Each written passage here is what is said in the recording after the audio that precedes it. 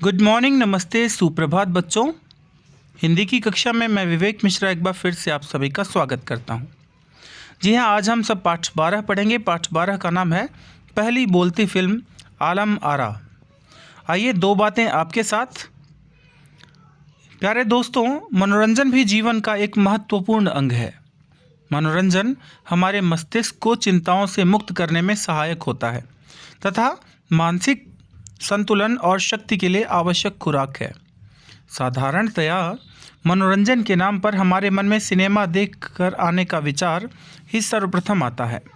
लेकिन सिनेमा देखते हुए कभी आपने सोचा है कि हमारे देश में इस मनोरंजन भरी दुनिया की शुरुआत कैसे हुई? आइए जानते हैं कि हिंदी सिनेमा की पहली बोलती फिल्म कब और किसने बनाई। जी हाँ, एक चित्र के माध्यम से यहाँ पर दिखाया गया है धुंडराज गोविंद फाल्के जी को, जिन्हें दादा साहब फाल्के के नाम से जाना जाता है। पाठ की शुरुआत यहीं से हुई है। आइए देखते हैं। हिंदी सिनेमा के जनक धुंडराज गोविंद फाल्के, जिन्हें दादा साहब फाल्के के नाम से जाना जाता है, इन्होंने 1913 में पहली मूक फिल्म राजा हरिश्चंद्र बनाकर भारतीय इतिहास में मनोरंजन को एक नया पहलू दिया। हिंदी सिनेमा की शुरुआत से पहले लोग मनोरंजन के नाम पर नाटक नौटंकियां देखते थे या खुद ही संगीत के आयोजन करके मनोरंजन करते थे। हिंदी सिनेमा ने नाटक नौटंकी के मनोरंजन को मंचन से निकालकर छायांकन का मार्ग दिखाया, शूटिंग का मार्ग दिखाया। इस बात का पूरा श्रेय दादा साहब फाल्के को ही जाता है। फिल्म बनाना सीखने के लिए वे 2 वर्षों तक लंदन में रहे। इस तरह 1913 में हिंदी सिनेमा की शुरुआत हुई। लेकिन उस समय फिल्मों में आवाज़ नहीं थी। बिना आवाज़ के सिनेमा मनोरंजन अधूरा सा था। एक लंबे अंतराल के बाद 1931 में फिल्मकार अर्देशीर एम ईरानी, जहाँ ये फिल्मकार का नाम है अर्देशीर एम ईरानी, ने हिंदी सिनेमा में आवाज़ की कमी को पूरा कर पहली बोलती फिल्म आलम आरा, इस शीर्षक का अर्थ है विश्व की रोशनी, आलम आरा का अर्थ होता है विश्व की रोशनी, का निर्माण किया। यह फिल्म एक लोकप्रिय पारसी नाटक की पटकथा पर आधारित थी। अर्देशीर एम ईरानी ने 1929 में हॉलीवुड की एक बोलती फिल्म देखी। वहीं से वे भारतीय सिनेमा को भी बोलती फिल्मों की श्रेणी में लाने की प्रेरणा मिली। वहीं से उन्हें भारतीय सिनेमा को भी बोलती फिल्मों की श्रेणी में लाने की प्रेरणा मिली। आलम आरा के विज्ञापन वाले पोस्टरों में विशेष तौर पर यह पंक्ति लिखी गई थी कि वे सभी सजीव हैं, सांस ले रहे हैं, 100% बोल रहे हैं। 78 मुर्दा इंसान जिंदा हो गए, उनको बोलते बातें करते देखो। 14 मार्च 1931 में मुंबई, उस समय बम्बई के मैजेस्टिक सिनेमा घर में पहली बार प्रदर्शित किया गया। भारतीय सिनेमा की इस पहली बोलती फिल्म को देखकर लोग दंग रह गए। इस फिल्म के नायक की भूमिका में मास्टर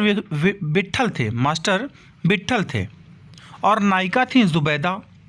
इस फिल्म में हिंदी सिनेमा के सुदृढ़ स्तंभ माने जाने वाले पृथ्वीराज कपूर की भी एक महत्वपूर्ण भूमिका थी। जी हाँ, यहाँ पर नायक के नाम दिया गया है मास्टर विट्ठल का और नायिका थी जुबैदा। इस फिल्म में हिंदी सिनेमा के सुदृढ़ स्तंभ माने जाने वाले पृथ्वीराज कपूर की एक महत्वपूर्ण भूमिका थी। संगीत के लिए केवल 3 वाद्यों हारमोनियम, तबला तथा वायलिन का प्रयोग किया गया। वजीर मोहम्मद खान ने फिल्म में अभिनेता के रूप में फ़कीर का चरित्र निभाया और गायन भी किया।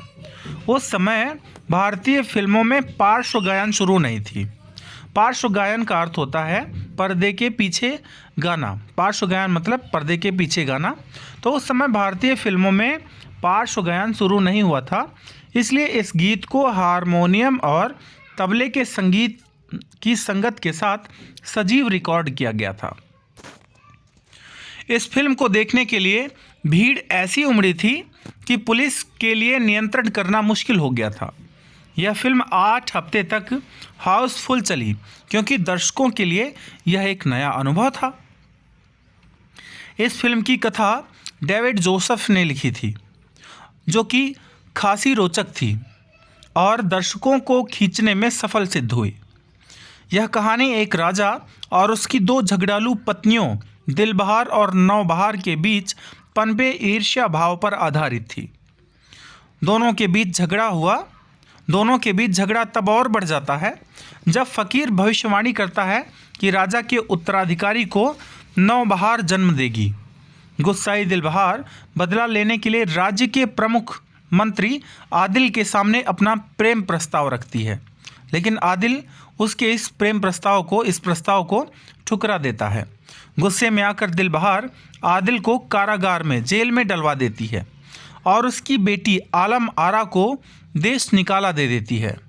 जी हाँ, गुस्से में आकर दिलबहार जो है वो मंत्री को कारागार में डलवा देती है और उसकी बेटी का नाम आलम आरा था, उसे देश निकाला अर्थात देश से निकल जाने का हुक्म देती है। आलम आरा को बंजारे पालते हैं। युवा होने पर आलम आरा महल में वापस लौटती है और राजकुमार से प्यार करने लगती है। अंत में दिलबहार को उसके किए की सज़ा मिलती है।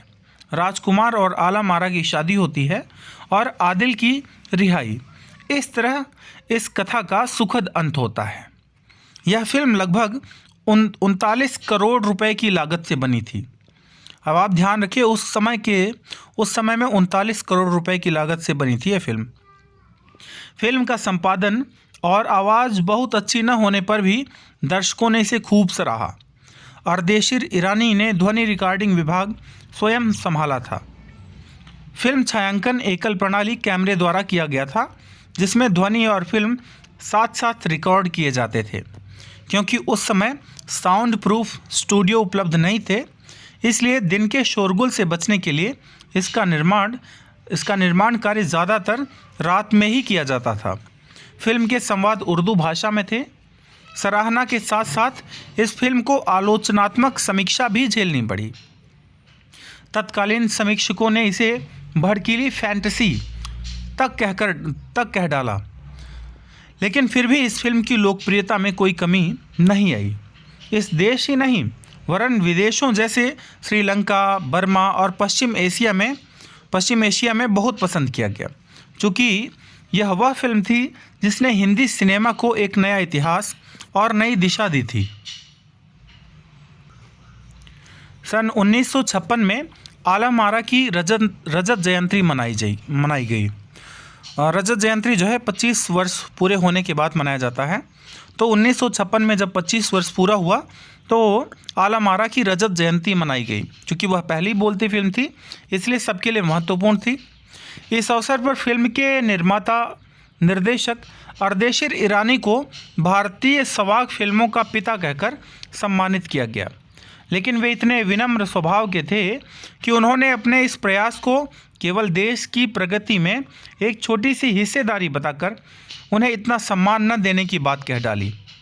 यह सत्य ही है कि किसी भी क्षेत्र में पहला कदम उठाने वाले लोग जुनून से भरे होते हैं और मान सम्मान के भाव से परे होते हैं।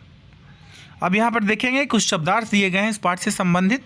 छायांकन, शूटिंग, वाद्य, बाजा, पार्श्व गायन, पर्दे के पीछे से गाना, उत्तराधिकारी, वारिस, कारागार, जेल, देश निकाला, देश से बाहर निकालने का आदेश, आलोचनात्मक, आलोचना से भरा। श्रुतलेख जो लिखे हुए हैं इसकी भी चर्चा मैं कर देता हूँ और इसे मेरे साथ साथ आप बोलें